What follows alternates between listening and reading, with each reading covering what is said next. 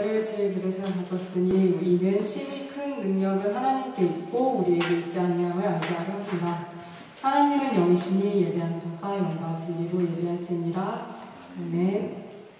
사랑의 하나님, 심히 큰 능력이 하나님께 있음을 배울 수 있는 시간을 주셔서 감사합니다. 그 능력이 우리 안에 있음을 깊이 느끼는 이 한 시간 되게 해주세요. 예수님 이름으로 기원합니다. 아멘.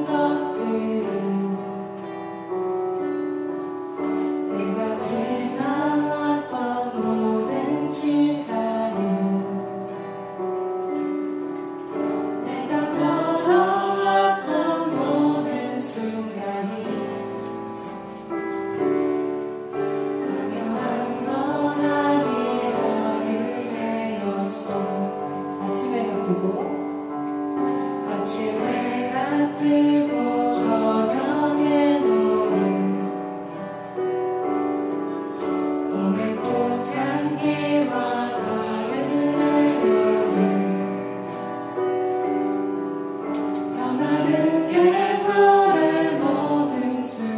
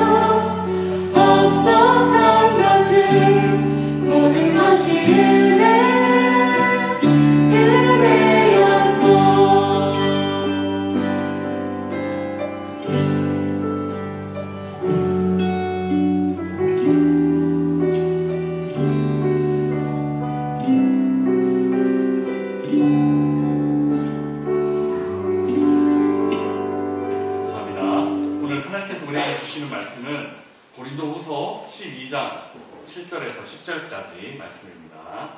고린도후서 12장 7절에서 10절까지 말씀을 저와 여러분이 한 절씩 교독하겠습니다. 7절 말씀을 제가 먼저 읽겠습니다. 여러 계시를 받은 것이 지극히 크므로 너무 자만하지 않게 하시려고 내 육체에 가시 곧 사탄의 사자를 주셨으니 이는 나를 쳐서 너무 자만하지 않게 하려 하심이라.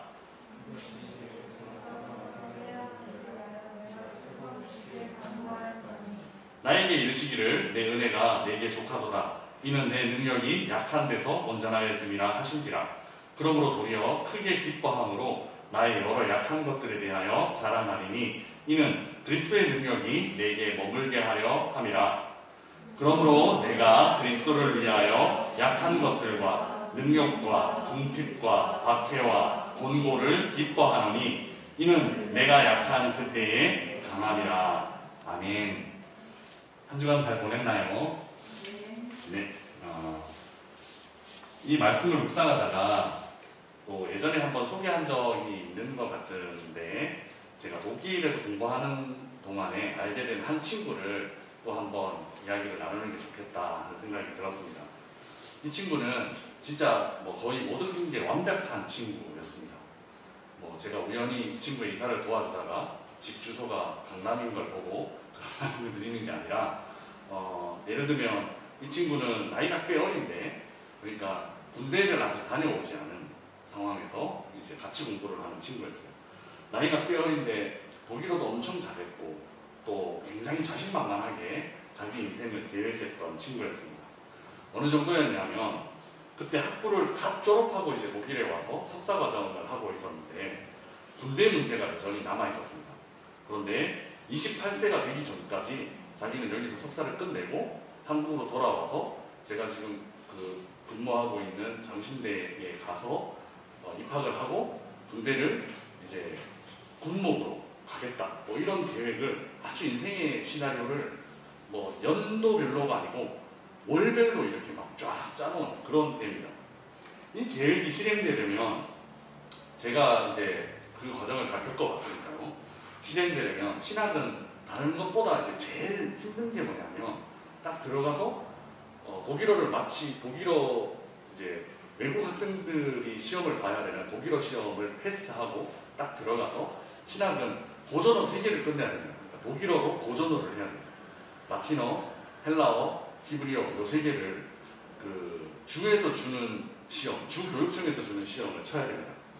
보통 이제 독일 애들 같은 경우는 공부를 잘하는 애들이 패스해서 이제 끝내는 애들이 한 2년 반 걸립니다. 요거 끝내는데, 그런데 한국 분들 중에서는 독일어가 잘 안 되니까 2배로 걸리시는 분도 많고 4년 정도 걸리시는 분도 많습니다. 저는 얼마나 걸렸을까요? 저는 이걸 어떻게 하나님의 은혜로 1년 반 만에 끝냈는데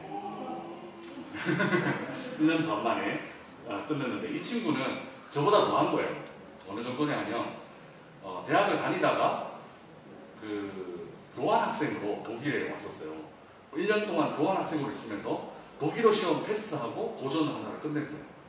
그러니까 엄청나게 되게 이렇게 이제 느껴지실지 모르겠는데, 한 몇 년을 당긴 거냐 하면 최소한 2년, 한 3년 이상을, 한 2년에서 3년 정도를 당긴 거예요. 그래서 이 친구가 이렇게 계획 세운 걸 보면서 이 계획 자체는 불가능한데, 한국 사람이 이 계획대로 따라가기는 불가능한데 독일에도 거의 천재급 이런 급들이 하는 계획인데, 얘가 앞에서 이뤄놓은 성과를 이렇게 보니까 가능할 수도 있겠는데? 하는 생각을 했던, 그만큼 제가 봤을 때는 좀 부럽기도 하고 젊음도 부럽고 또 능력도 부럽고 그런 친구였습니다. 그런데 이 친구가 잘 하다가 갑자기 학교에서 안 보이는 거예요.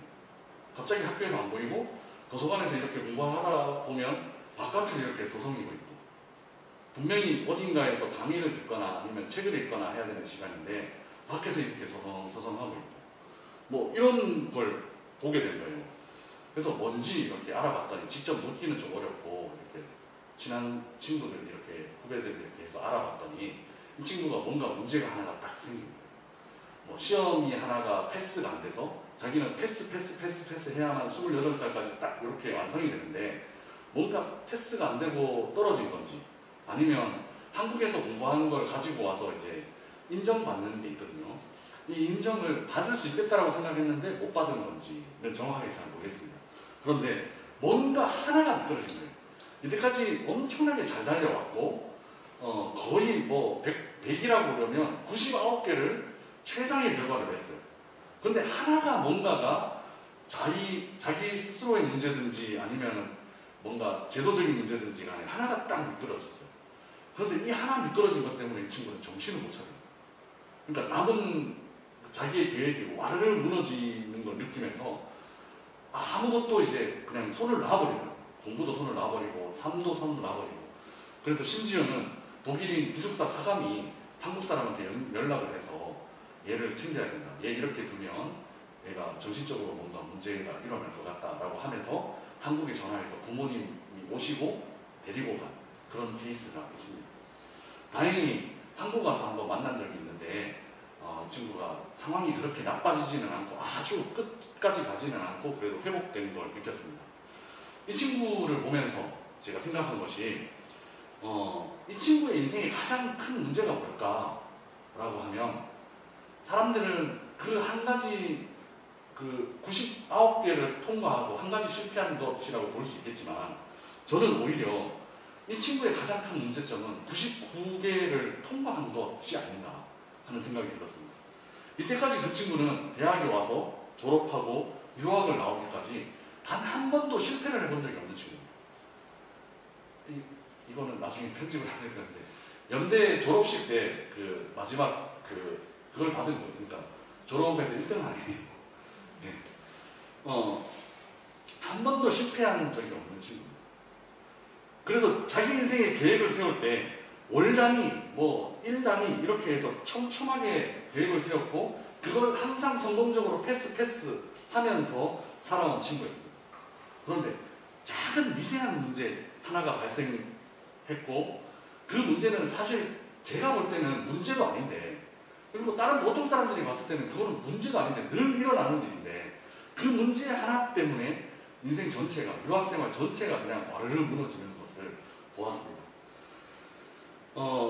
자기가 세운 계획을 약간 수정하면 해결될 문제, 이 문제를 넘지 못하는 모습, 이 모습을 보면서 99개, 99%를 성공한 게 축복이 아니다 라는 생각을 하게 되었습니다. 오늘 본문에서 바울은 자기 인생에서 흠집이라고 여겨질 수 있는 것, 심지어 자기 몸에 가시와 같은 질병, 어떻게 표현하고 있느냐면 사탄의 사자, 그러니까 사탄이 보낸 메신저, 이 사탄의 사자라고 표현되는 것이 있다고 솔직하게 털어놓고 있습니다. 혹자는 이것이 간질이 아닐까 이렇게 얘기를 합니다. 그러니까 한번 생각해 보십시오. 제가 간질을 앓고 있습니다. 그래서 여러분들이 이렇게 막 설교를 하다가 한 번씩 거품을 불고 넘어지는 거예요. 발작을 하는 거예요. 그러니까 성도들에게도 은혜가 별로 안 되고 본인도 어떤 트라우마가 생기느냐 하면 이제 앞으로 내가 또 미래청년부 설교를 하다가 또 내가 이런 일이 있으면 어떡하지? 하는 것으로 토요일 밤에 잠을 못 잘 거예요. 그런 이제 육체의 가시가 바울의 문제가 아니었을까 학자들이 이렇게 추측을 합니다. 그러나 바울은 이 몹시 당황스러운 이 문제를 이렇게 받아들이고 있습니다. 7절 한번 같이 읽어볼까요? 같이 읽겠습니다. 여러 계시를 받은 것이 지극히 크므로 너무 자만하지 않게 하시려고 내 육체에 가시 곧 사탄의 사자를 주셨으니 이는 나를 쳐서 너무 자만하지 않게 하려 하심이라. 아멘. 오늘 본문 바로 앞에 있는 이야기에서 바울은 어떤 놀라운 이야기를 들려주고 있냐면 바울이 천국을 갔다 온 이야기, 그러니까 삼층천이라고 하는데요. 그 천국에 갔다 온 이야기를 들려주고 있습니다. 이런 개인적인 이야기는 사실 이런 체험은 증명될 수가 없는 겁니다. 제가 어제 천국에 갔다 왔는데 얘기를 하면 여러분들 대부분 또 어디 뭐 주무셨겠네요. 뭐 이렇게 졸다가 또 그러셨겠네요. 이렇게 얘기할 텐데요. 바울은 심지어 이거를 그렇기 때문에 앞부분을 살짝 읽어보시면 어떻게 표현하고 있냐면 3인칭으로 자기 자신을 표현합니다. 내가 그리스도 안에 있는 한 사람을 아는데 그 사람이 3층 천에 올라갔다 왔어. 이렇게 얘기를 합니다. 그러니까 제3자로 이렇게 표현을 하고 있는 겁니다. 마치 홍길동전에 아버지를 할 수 없고 형을 형이라 할 수 없고 뭐 이런 것처럼 자기 자신을 자기라고 할 수 없는, 왜 자기 자신을 자기라고 할 수 없냐면 보통 사람들은 경험할 수 없는 너무 강력한 하나님의 은혜를 경험합니다. 보통 사람들은 거의 뭐 2000년을 지나고 뭐 1명, 2명 경험할까 말까 한 그런 천국 천국을 방문하고 돌아온 그런 경험이라, 너무 강력한 경험이라 이거를 내가 이런 경험을 했어 이렇게 얘기 못하고 내가 어떤 사람 아는데 그 사람 이런 경험을 했대 라고 하면서 제3자 3인칭을 사용해서 표현을 하고 있는 것입니다. 너무 강력하고 너무 많은 은혜를 받은 바울이었습니다. 그래서 바울은 제가 생각할 때 모든 사람들 중에, 예수님 빼고 사람들 중에 가장 완벽한 사람이 아닌가, 신앙인들 중에서 가장 완벽한 신앙을 가진 사람이 아닌가 하는 생각이 들 정도입니다. 그러나 바울은 의외로 어떤 걸 가지고 있었느냐면 사탄의 사자, 사탄의 메신저라고 불릴 정도의 흠집도 있는 사람이었습니다. 천국을 다녀온 경험, 아무도 알아주지 않는 자기 자신만 알고 있는, 누구에게도 말할 수 없는 경험을 바울 혼자만 갖고 있는 그런 신비스러운 경험이었던데 반해서, 이런 만약에 설교하다가 넘어지는 이런 거 같은 경우에는 다른 사람들한테 다 알려지는 것이잖아요. 그래서 자기만 알고 있는 자기의 경험, 소중한 경험, 큰 은혜. 그런데 사람들 앞에는 이렇게 뭐 언제 쓰러질지 모르는 이상한 질병을, 또 되게 사람들 앞에 나서기 힘든 질병을 갖고 있는 모습. 이 둘 사이에 모순되어 있는 모습이 바로 바울의 모습이었습니다. 사실 바울은 이 흠결 때문에 고린도 교회에서 심각한 문제를 겪었습니다. 어떤 문제를 겪었냐면, 고린도 교회는 사실 바울이 개척한 거나 마찬가지인 교회예요. 목동에 전도사님이 처음 와서 이제 목동 평강교회를 딱 세운 거예요. 예를 들면. 근데 얼마 정도 딱 지났더니 평강교회에 있는 장로님들, 권사님들이 저 김홍석 전사는 목사가 아니야, 전도사야 이러면서 이제 쫓아내는 거예요. 그리고 우리가 좋은 목사님을 데려오자 하는 그런 거나 마찬가지. 바울이 선교를 했는데, 바울이 개척을 했는데 그 교회에서 우리는 당신을 지도자라고 인정할 수 없어요 하면서 바울을 배척하는 사건이 고린도 교회에서 일어났습니다. 아마 이런 육체의 가시, 이런 것들이 외형적으로 사역자의 모습에서 좀 이렇게 흠결이 됐기 때문에 그런 것 아닌가 생각이 됩니다. 얼마나 상처가 됐겠어요, 바울에게. 자기가 개척한 교회에서 배척을 받는다면. 그래서 오늘 본문에 바울은 자기 자신의 허점과 약점에 대해서 말하고 있습니다. 바울은 그냥 내 허점과 약점 이런 게 있어, 좀 용납해, 너희들이 좀 봐줘, 이렇게 얘기를 하는 것이 아니라 오히려 더 강력하게 나는 이 허점 때문에 진짜 강해져, 나는 이 약점 때문에 진짜 기뻐해, 이런 얘기를 성도들에게 하고 있습니다. 허점 때문에, 약점 때문에 약해지는 것이 아니라 오히려 그 허점 때문에, 약점 때문에 더 강해진다라고 말하고 있습니다. 그 이유는 그 허점 때문에, 그 약점 때문에 그리스도의 능력이 나타나기 때문입니다. 9절 마지막 부분에 이렇게 기록되어 있습니다. 그리스도의 능력이 내게 머물게 하려 함이라. 그 허점 때문에, 그 약점 때문에 나의 능력이 아니라 그리스도의 능력이 나타나는 기회가 되고 그리스도의 능력이 머물게 되는 은혜의 역사가 일어난다 하는 것을 바울은 오늘 본문을 통해서 말하고 있습니다. 사랑하는 미래청년부 자매 형제 여러분, 설교를 시작하면서 말씀드린 그 친구가 인생에서 처음 실패를 경험하고 흔들렸지만, 저는 그 실패가 결국 그 친구의 인생을 완전하게 만들 것이다, 더 빛나게 만들 것이다, 그렇게 믿어 의심치 않습니다. 왜냐하면 흠이 없는 사람이 성공하는 것이 아니기 때문에 그렇습니다. 실패를 경험해보지 못한 사람은 절대로 성공할 수 없습니다. 그냥 그만한 인생을 살아갈 수밖에 없습니다. 사람이 완전해지는 것은 흠이 없어서 완전해지는 것이 아니라 그 흠을 통해서 완전해지고 그 흠을 통해서 빛나게 되는 것이기 때문입니다. 왜냐하면 그 흠을 통해서 그리스도의 능력이 우리 안으로 들어오게 되고 또 그리스도의 능력이 우리 안에 머물러 있게 되기 때문에 그렇습니다. 그리스도의 능력을 통해서만 우리는 완전하게 될 수 있습니다. 오늘 우리가 수험생 생활을 하면서 겪는 경험, 바로 이런 거, 나의 부족한 모습이 어떻게 하나님의 은혜 안에서 완전해지는가 하는 걸 이 수험생 기간만큼 확실하게 경험할 수 있는 시간도 없습니다. 그리고 나의 약점이, 나의 부족한 부분이 어떻게 하나님 손에 맡겨졌을 때 어떻게 채워져 나가는지를 경험할 수 있는 가장 좋은 시간이 바로 이 수험생 기간입니다. 그 약점을 하나님 앞에 맡겼을 때, 하나님께서 어떻게 채워지는가.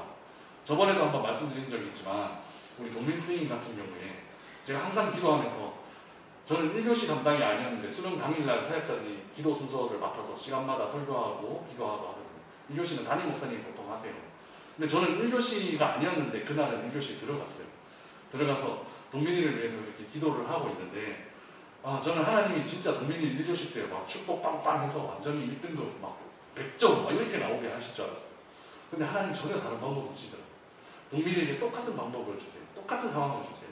그래서 동민아 허락 안 받고 얘기하는데 미안해.